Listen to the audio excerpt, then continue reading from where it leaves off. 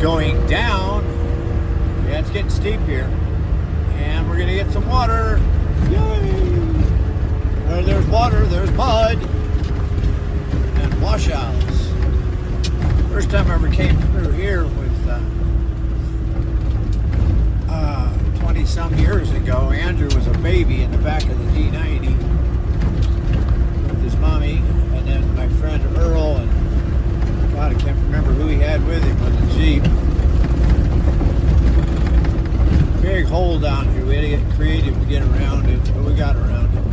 And you can see the tractor's been down here moving things around, opening the road after the winter. This place gets snowed in. We're well north of 6,000 feet in Austin alone, let alone we've been climbing, and now we're descending. Yeah, look at this where they fixed it. Yeah, good. Thank you, Mr. Tractor Driver. Hey, how about it, Dan? Yeah, you can see where the tractors come down here and fix the road after the winter because it's probably got washed out. Because this whole place is snowed in the winter, I was just saying on the video. Oh, this is beautiful down in here. And an easy road for these things. Oh, yeah, I was just talking about that. You know, I'm just descended and I'm up to second now. These guys, the automatics come down here and they got it drive. And all I do is put the brakes on all day. It's like, well, downshift it. Yeah, I'm astonished that I'm still carrying more speed than I care to. Yeah, I bet. Yeah, see? Now, Dan's talking on the radio. He's behind us in a Land Rover Discovery, which is a 3.9 V8, the CF automatic. It's basically a Range Rover with a body on it. And it's got the same transfer case as the Defenders, same gear ratios, everything. Pretty unstoppable. But you heard him, he's down in the first gear. Just letting it come down on its own. Still some snow up on the high peaks there. I wonder I'll bet that high peak up there is north of 11,000 feet. Somewhere in that range. We come in here one time and the goddamn Mormon crickets were everywhere. Oh, God, they were terrible. Couldn't tell what that was. Hey, Mr. Ranger, sir. No, I don't think Mr. Ranger wants to be bothered right now. He's driving. It's okay, boo-boo. But oh, there's this fantastic canyon. Look at this. Photo of this place, a 35 millimeter years ago. Absolutely lovely picture. Whoa. All right, shit show. Okay, holes in mud coming up. Lock center diff. Lock center diff. Copy. It's easy. Traction's good. Yeah, no worries, mate. Traction's good.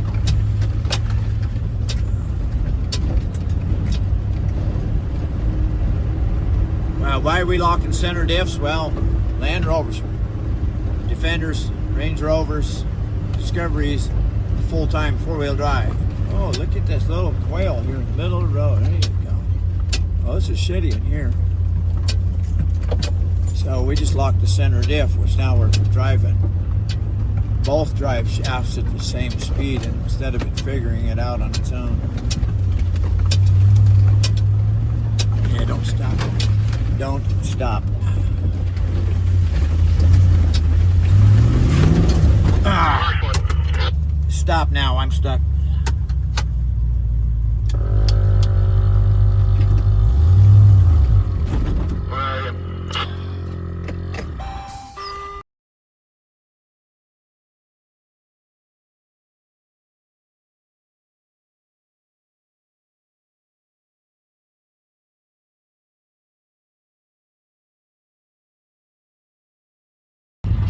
Alright, well, silly me, ha. I'm playing with a video camera and I touched that hole there with the left front. I spun the wheel left. By the time I grabbed for the phone and stopped, I was in. Oh well, dumbass of the day award. So let's wander over here. Oh yeah. Oh no, we're all right. We're just on the left chassis rail and the back diff. Somebody's been here before. Look at that. All right. Wow. I got to get some pictures, so. All right, well, we're going to winch this out in a second here. So I'm going to close my door and let him pull, and we'll show you some.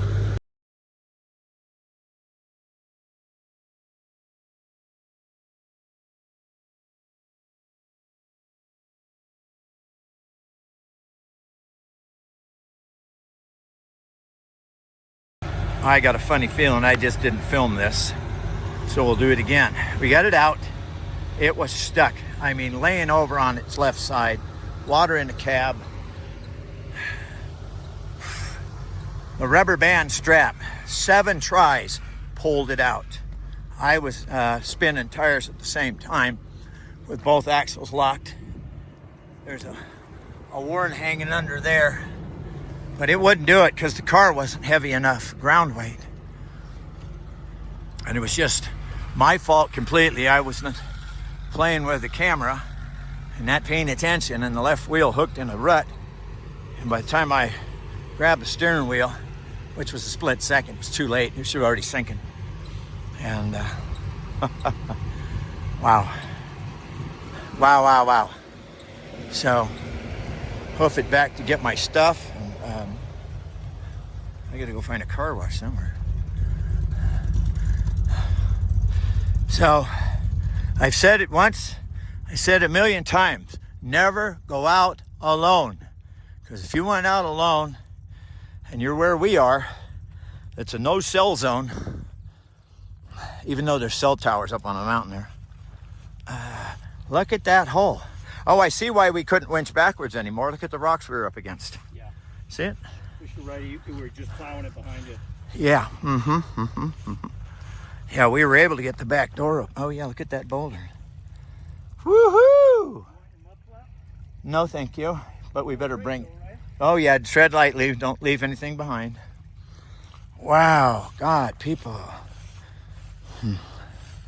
Oh well, you know, you go looking for adventure.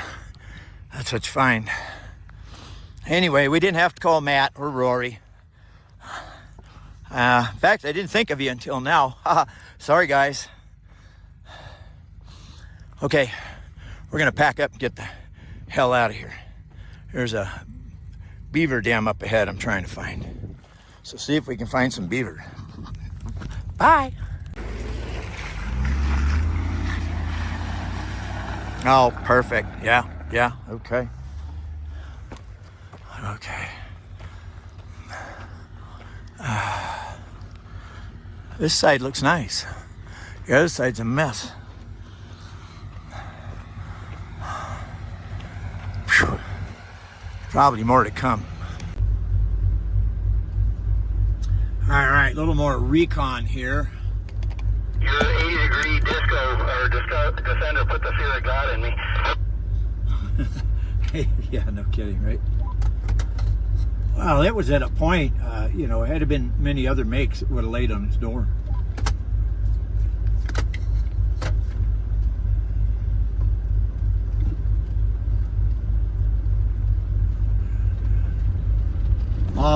Always. Once he got out and reconned it, see how deep it was. And it's not deep.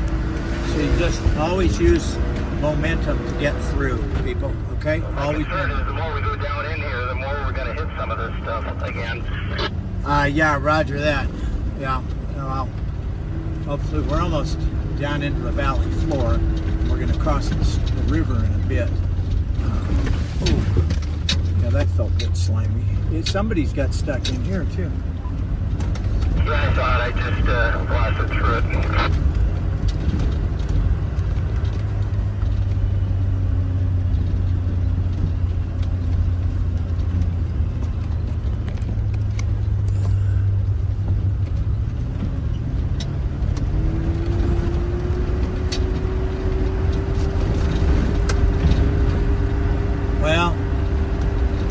get down in here and it starts getting worse, the only thing we're going to do is turn around and go back out, because we can get around that piece where we got stuck. It's just a matter of show up, just drive with speed. Don't put the wheels in the mud, just go around it, yada, yada, yada.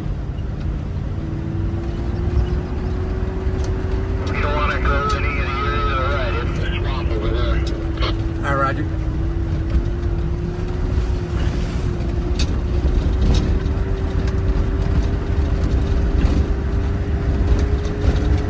Go track ahead, so somebody's down here. Oh, no kidding.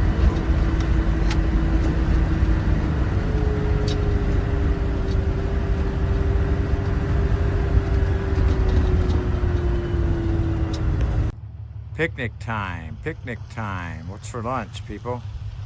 I got a big ice box in the back, and look how deep that mud got. Right? Is it? See? Yeah, we got everything. Recovery gear, big toolbox behind that busted mud flap. See it hiding in there? There you go. And then in the tan bag, that's the, oh shit, I gotta camp out tonight bag. There's food in there, a sterno stove, ready to eat meals, more parts, more fire extinguishers, more recovery gear, shovel, your chair. Push them to shove, you can sleep inside in this thing. It's big enough. Look at the mud that got inside here. God damn. I wonder what it looks like underneath. Let's go have a quick peek here. Oh yeah, it's not too bad down there actually. Yeah, let on the brake there. Oh well. Well, we'll get our steam cleaned up soon enough. I'm gonna have a sandwich. Well, happy Sunday, if you want to call it that. I was outside here last night, and this is post trip to Nevada. And boy, I was out for a good hour and change trying to get mud out from underneath this poor thing. Lots of gravel was in there. So we were definitely had found an ancient stream bed that we broke through into, or I did. This thing's bent. But it's typical Land Rover. You know, take a freaking beat and you straighten it out. It doesn't break anything.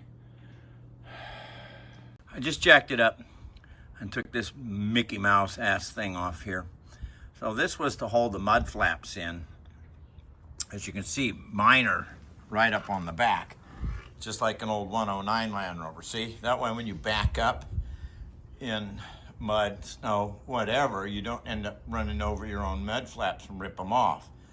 Well, the bozo, for use of a better word, maybe Barney Rubble, that came up with this idea, put this thing right here, and it also holds this fender.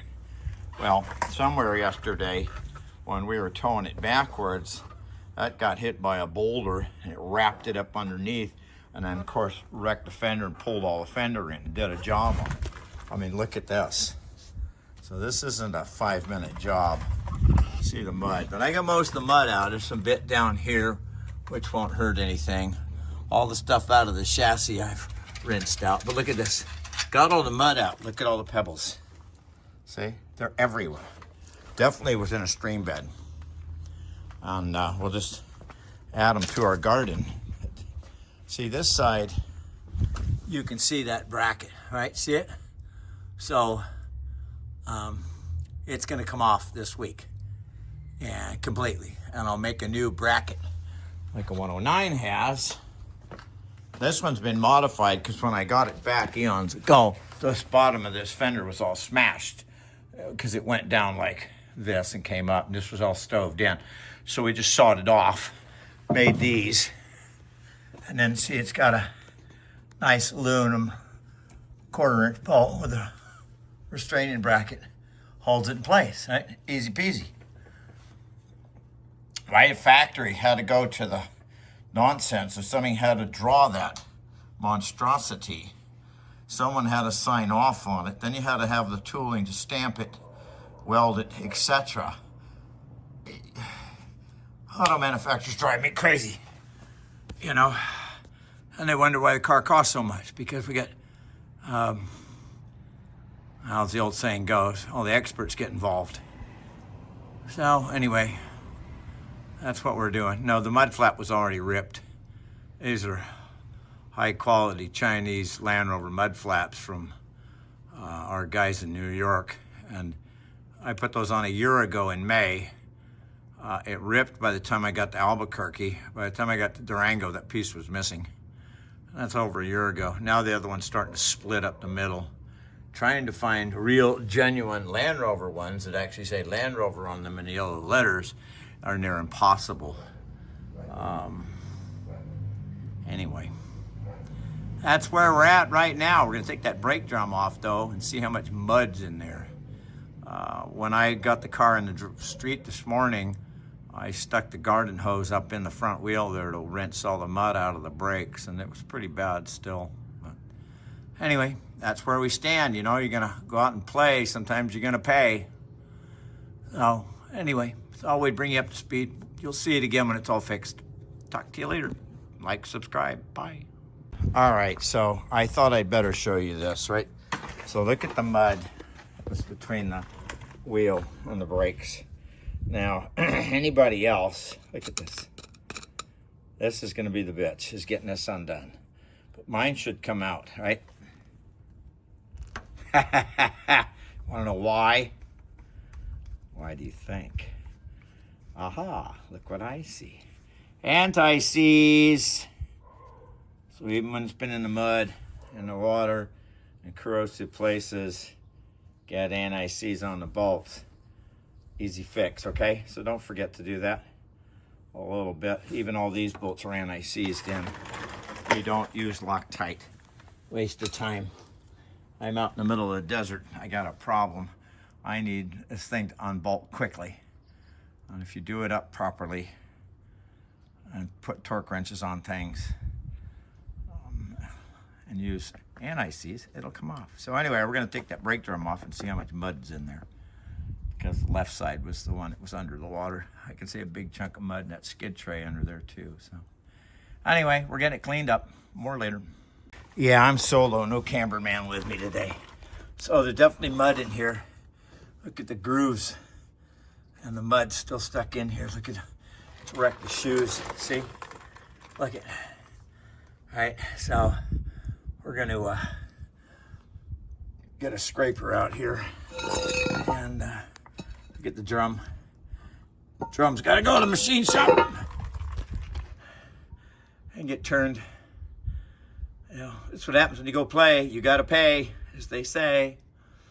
Okay, so next time it happens to you, see, this says mud shields. Let's try to get mud from coming in. And they work pretty well, but anyway.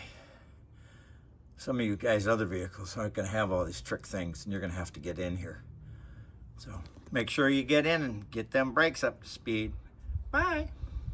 Hey, we're back again. It's Sunday afternoon, and as you can see, that looks a whole lot prettier now, don't it? Well, I put the hose in there and got it clean, but look what the mud has done to the brake shoes. Just ground it up. That's been washed. Gave it a quick wipe down with brake clean and a rag. It's just superficial rust. It'll come off first time I put brakes on. So anyway, we're gonna put all it back together and worry about what we're gonna do it tomorrow. We were just looking at the body here. So when this back fender buckled, it's pulled all this outward, so the door isn't bent. This is all out, so there's probably mud stuck up behind here. So I have to take the rivets out. I don't know. I'm gonna get this off, and I think once I get that off, I can get up inside. Oh yeah, looky. Oh, I see what it's done. Okay. This is pulled the bottom out, so we'll push it back in. That looks easy enough. Anyway, trials and tribulation when you go four-wheeling. More later. Good evening, everybody. Michael Green here, West Coast British. And we're got an update on the Defender 110. As we've told you before, this is number 499 of 500. And this is the one that's got the 4.2 liter that we just built. And we got a little damage the other day. So I've been doing some sanding right here. Taking some scratches out. These rivets have popped, so this panel is loose. So we'll drill the rest of these out and re-rivet it with the gun at the shop. This fender I banged out. Got it all square. Been wet sanding it this afternoon. I've got a new genuine strut that'll go from here up to the body. And got rid of that bent thing or excuse they had in there. And we'll see about giving it a shot of paint here pretty quick. As you can see, we're getting it feathered out and put some non-sanding primer filler white stuff on it tomorrow and give it a final sand job and see what we get. More later.